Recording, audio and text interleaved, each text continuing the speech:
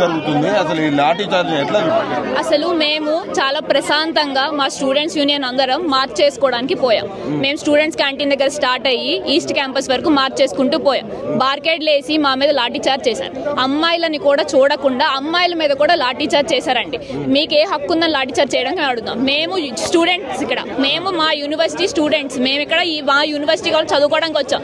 మాకు మా భూములు కావాలని అడుగుతున్నాం. దాని మీద కూడా మేమేదో దొంగల్లాగా ఏదో క్రైమ్స్ చేసినట్టు మా మీద లాఠీ చార్జ్ చేసేంత హక్కు మీకు ఎవరు ఇచ్చారని ఈరోజు అడుగుతున్నాం.